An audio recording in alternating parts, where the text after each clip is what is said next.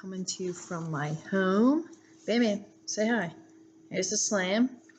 Let's recap what happened when I read to you the other day. We started The Lion, the Witch, and the Wardrobe.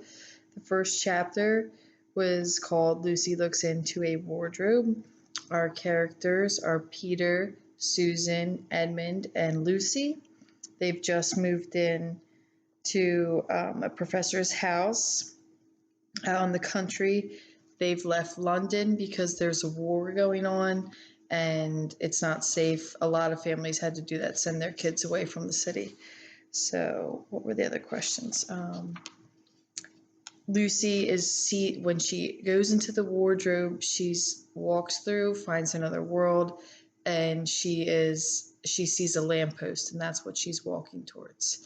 And then the last question I asked you was kind of an opinion question on whether you thought it was safe to do that, brave, foolish, whatever. Let's look again. I didn't put out pictures for this chapter, maybe for the next one. Here's Lucy walking into the wardrobe. And then here is, did I ask the question? He's called a fawn. And we're about to meet him, okay? This chapter 2, is called What Lucy Found There. Good evening, said Lucy, but the fawn was so busy picking up its parcels that at first it did not reply. When it had finished, it made her a little bow. Good evening, said the fawn. Excuse me, I don't want to be inquisitive, but should I be right in thinking you are a daughter of Eve? My name's Lucy, she said, not quite understanding him.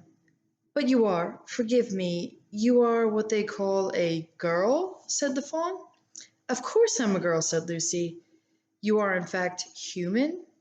Of course I'm human, said Lucy, still a little puzzled. To be sure, said the fawn. How stupid of me. But I've never seen a son of Adam or a daughter of Eve before. I am delighted. That is to say, and then it stopped as if it was going to say something it had not intended to, but it remembered in time. Delighted, it went on. Allow me to introduce myself. My name is Tumnus. I'm very pleased to meet you, Mr. Tumnus, said Lucy. And may I ask, Lucy, daughter of Eve, said Mr. Tumnus, how are you to come into Narnia? Narnia? What's that? Said Lucy. This is the land of Narnia, said the fawn. We are now all that lies between the lamppost and the great castle of Cair Paravel on the eastern sea. And you have come from the wild woods of the west? I got in through the wardrobe in the spare room, said Lucy. Ah, said Mr. Tumnus in a rather melancholy voice. If only I had worked harder at geography when I was a little fawn, I should no doubt know all about those strange countries. It is too late now. But they aren't countries at all, said Lucy, almost laughing. It's only just back there. At least, I'm not sure. It's summer there. Meanwhile, said Mr. Tumnus, it is winter in Narnia, and it has been for ever so long, and we shall both catch a cold if we're standing here talking in the snow. Daughter of Eve from the far land of Spare where eternal summer reigns, and in the bright city of Wardrobe. How would it be if you came and had tea with me? Thank you very much, Mr. Tumnus, said Lucy, but I was wondering whether I ought to be getting back. It's only round the corner, said the fawn, and there will be a roaring fire and toast and sardines and cake. Well, it is very kind of you, said Lucy, but I shan't be able to stay long. If you will take my arm, daughter of Eve, said Mr. Tumnus, I shall be able to hold the umbrella over us both. That's the way. Now off we go. And so Lucy found herself walking through the wood in arm with a strange creature as if they had known one another all their lives. They had not gone far before they came to a place where the ground became rough and where the rocks all about and little hills up and little hills down. At the bottom of one small valley, Mr. Tumnus turned suddenly aside as if he were going to walk straight into an unusually large rock. But at the last moment, Lucy found that he was leading her into the entrance of a cave. As soon as they were inside, she found herself blinking in the light of a wood fire. Then Mr. Tumnus stopped and took a flaming piece of wood out of the fire with a neat pair of little tongs and little lamp. Now we shan't be long, he said, and immediately put the kettle on. A kettle is for tea. Lucy thought she had never been in a nicer place. It was a little dry, clean cave of reddish stone with a carpet on the floor and two chairs, one for me and one for a friend, said Mr. Tumnus, and a table and a dresser and a mantelpiece over the fire, and above that a picture of an old faun with a gray beard. In one corner there was a door where Lucy thought must lead to Mr. Tumnus's bedroom, and on one shelf was full of books. Lucy looked at these while he was setting out the tea things.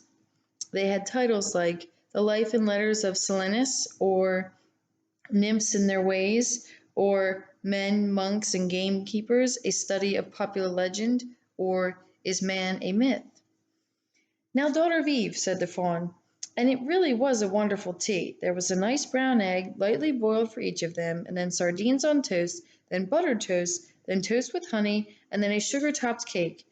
And when Lucy was tired of eating, the faun began to talk.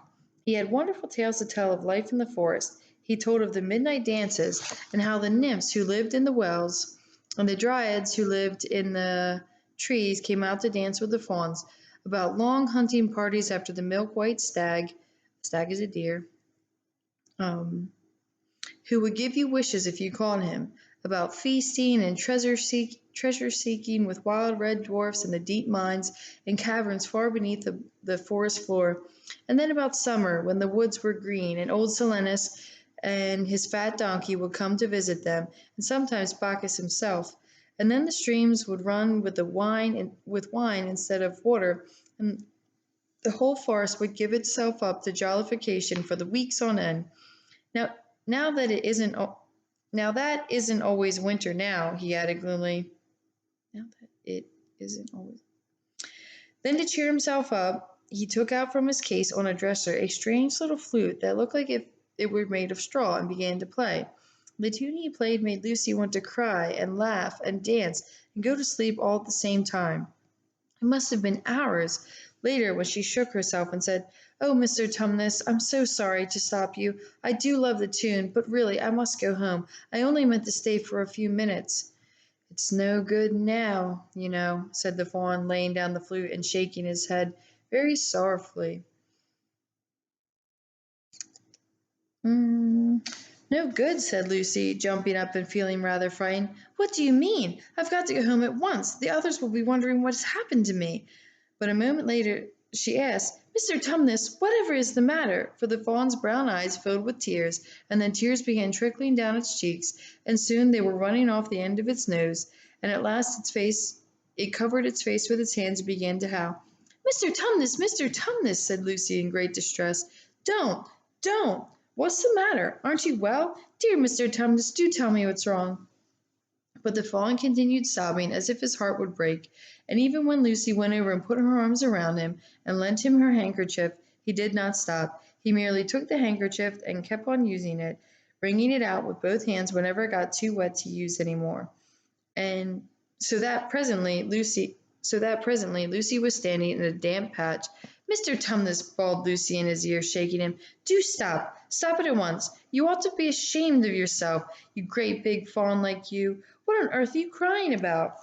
"Oh," sobbed Mr. Tumnus, "I'm crying because I'm such a bad fawn." "I don't think you're a bad fawn at all," said Lucy. "I think you are a very good fawn. You are the nicest fawn I ever met." "Oh, you wouldn't say that if you knew," replied Mr. Tumnus between his sobs. "No, I am a bad fawn. I don't suppose there ever was a worse fawn since the beginning of the world." "But what have you done?" said Lucy. "My old father, now," said Mr. Tumnus, "that is his picture over the mantelpiece. He would have never done a thing like this." "A thing like what?" said Lucy. "Like what I've done," said the fawn. "Taken service under the White Witch. That's what I am, in pay of the White Witch." "The White Witch? Who is she?" "Why, it is she who has got all Narnia under her thumb. It is she who makes it always winter and never Christmas. Think of that!" "How awful!" said Lucy. "But what does she pay you for?" "That's the worst of it," said Mr. Tumnus with a deep groan. "I'm a kidnapper for her. That's what I am. Look at me, daughter of Eve. Would you believe that I'm the sort of fawn to meet a poor innocent child in the wood, one that have never done me any harm, and pretend to be friendly with it, and invite it home to my cave, all for the sake of lulling it to sleep and handing it over to the White Witch. No, said Lucy. I'm sure you wouldn't do anything of the sort. But I have, said the Fawn. Well, said Lucy rather slowly, for she wanted to be truthful, yet not to be too hard on him. Well, that was pretty bad, but you're so sorry for it, and I'm sure you will never do it again. Daughter of Eve, don't you understand? Said the Fawn. It isn't something I have done. I'm doing it at this very moment. What do you mean? Cried Lucy, turning very white. You are the child, said Tumnus. I had orders from the White Witch if I ever saw a son of Adam or a daughter of Eve in the wood, I was to catch them and hand them over to her. You are the first I've ever met, and I've been pretending to be your friend and asked you to tea, and all the time I've been meaning to wait till you were asleep and then go and tell her. Oh, but you won't, Mr. Tumnus, said Lucy. You won't, will you? Indeed, indeed, you really mustn't. And if I don't, he began crying again. She's sure to find out. She'll have my tail cut off, and my horns sawn off, and my beard plucked, and she'll wave her wand on my beautiful cloven hoofs and turn them into horrid solid hoofs like a wretched horse. And if she's extra and especially angry, she'll turn me into stone, and I shall be only a statue of a fawn in her horrible house until the 4 thrones at Cair Paravel are filled, and goodness knows what will happen then, and whether it will ever happen at all. I'm very sorry, Mr. Tumnus, said Lucy, but please let me go home. Of course I will, said the Fawn. Of course I've got to. I see that now. I hadn't known what humans were like before I met you. Of course I can't give you up to the witch, not now that I know you. But we must be off at once. I'll see you back to the lamppost. I suppose you can find your way back to Spare and Wardrobe. I'm sure I can, said Lucy. We must go as quietly as we can, said Mr. Tumnus. The whole wood is full of her spies, even some of the trees on her side. They both got up and left the tea things on the table, and Mr. Tumnus once more put up his umbrella and gave Lucy his arm, and they went out in the snow. Their journey back was not at all like the journey to the Fawn's cave. They stole along quickly as they could, without speaking a word, and Mr. Tumnus kept to the darkest places. Lucy was relieved when they reached the lamppost again. Do you know your way from here, daughter of Eve? Said Mr. Tumnus. Lucy looked very hard between the trees, and she could see just in the distance a patch of light that looked like daylight. Yes, she said, I can see the wardrobe door. Then be off home as quick as you can, said the Fawn. And can you ever forgive me for what I meant to do? Why, of course I can, said Lucy, shaking him heartily by the hand, and I do hope you won't get into dreadful trouble on my account. Farewell, daughter of Eve, he said. Perhaps I may keep the handkerchief? Rather! A handkerchief's like a reusable tissue. We don't use them anymore, for sure. Kind of gross. But they used to. Rather, said Lucy, and then she ran towards the far-off patch of daylight as quickly as her legs would carry her, and presently, instead of rows of branches brushing past her, she felt coats, and instead of crunching snow under her feet, she felt the wooden boards, and all at once she found herself jumping out of the wardrobe into the same empty room from which the whole adventure had started. She shut the wardrobe tightly behind her and looked around, panting for breath. It was still raining, and she could hear voices of the others in the passage. I'm here, she shouted. I'm here. I've come back. I'm all right. That's the end of chapter 2. This video is getting long, so what I'm going to do is I'm going to stop it, and I'm going to put the questions in the other one like I did for chapter 1. So watch that video so we can discuss it together. Okay, bam, say bye. Bam, bam, bam, bam, bam, slam. Say bye.